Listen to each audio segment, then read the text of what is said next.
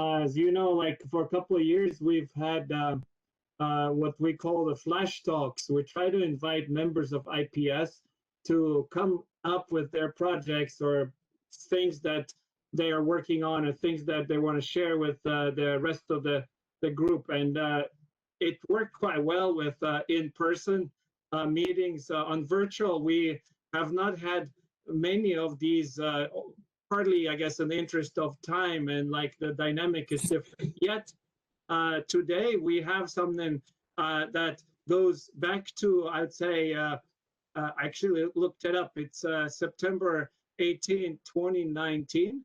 And we had our own Akshat speaking then about the planned expedition to India with a group of other photographers that they were planning to do to basically document the resilience post-earthquake in the city of Kutch.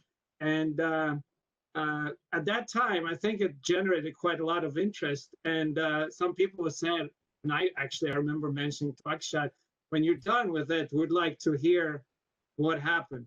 And so here we are, like I wanted to say 2 years later, it was not 2 years later even, because we bring to you Akshat with a short story as to how the expedition went and what came out of it. Akshat, you have 5 minutes under strict orders of the Politburo, and as a result, it may be fast, yet don't worry, everybody who missed something, the idea is to share the presentation with you afterwards. So Akshat, the floor is yours. All right, can you hear me, guys? Can you hear me fine? Yeah, we can. All right, good. My time starts now. So basically, you know, this is the place we went to. This is on the map. You can see our pilot expedition organized in this part of India. This is a westernmost part of India. The official opening day was January 26. Why? I reviewed the images. Why this day? Because there was a massive earthquake that had destroyed this district in the year 2001.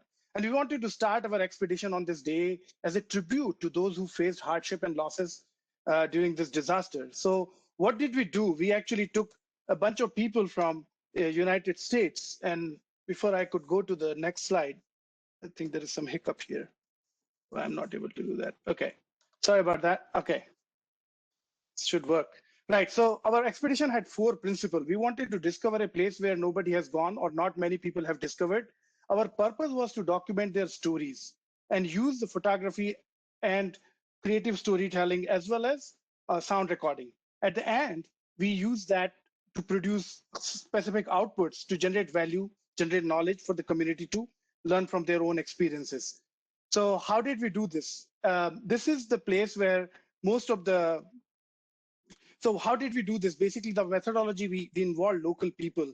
And so this is the place where we visited. We started our expedition first. This is the fort wall surrounding the hill of the main city of Bhuj. And a lot of things happened after post-earthquake reconstruction. It made this place one of the most touristy place, but a lot of people don't really know what happened here. And so then they usually visit to this salt flat. It's called Run of Kutch. It's a major attraction. A lot of tourists come here. And there's every year there's a desert festival being celebrated.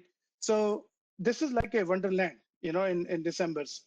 So for the local people, for generations, this place has been an unforgiving place without water, frequent droughts, among other hazards such as cyclones and earthquakes. So traditionally, people of Kutch have learned to live with the risk and developed a very unique sense of resilience. Now, the post-2001 urbanization and reconstruction has somehow removed all these stories or the layer, which is not apparent. So visitors and also the local youth who go there, local youth who born around 2001, they actually don't know how they come thus far. So that was our project objective. So the value we generated with the help of, we worked with the local university, formed a team of local young volunteers who conducted research and identified those individuals who wanted to share their stories surviving the earthquake. And then these individuals were then introduced to the visitors we took along with them. The photographers were given exclusive access to conduct portrait session. And story writers were able to interview their stories. And then sound recorders were record the sounds of the place and around them. And then at least 6 participants, as I mentioned earlier, US and Mexico were part of this project, along with the local college youth. And as you can see, the glimpses of our work. Now, this is the fun part of it. Like, this was the whole 8 days long expedition. So we did 4 days of research and interview and photo taking, and then rest of the 4 days we indulged into the beauty of the place. You know, we went to the beach, we went to the run, the salt plains, we went to the handicraft shopping. We got lost into the nooks and corners of the street of that town where not many people go, but has so much history encapsulated in it. And at the end of the day, we came up with this output, and 3 main output. One was this photo book, 60-page hardbound matte flat version. That book is, as you can see in the image, that book is already out. We have already sold 50 copies, but the 15 copies, 15 copies, were given for free to people who participated in this work, and also to the local libraries and schools and local knowledge place. An outdoor expedition was organized, exhibition was organized in the Chinatown with, and we also did a virtual photo exhibition. As Dorothy was just mentioning, she was one of the art critique during our virtual exhibition. You can see those images on our website. A podcast series is out there, so www.emerson.world. And last but not least, our next expedition is planned in December 21 or January 22, depending on the world, how it opens and how it allows us to travel. And we're gonna go to some other unexplored towns and villages and record more stories of earthquake survivors. In the meantime, you can check more of our contents on the SoundCloud, on Emerson, and also on YouTube. We have a lot of videos. I want to thank you, all of you who personally encouraged me and my wife to complete this project. Thank you very much to those an entire IPS community for your support. Dorothy, Jaime, Marissa, and Roman. Thank you so much.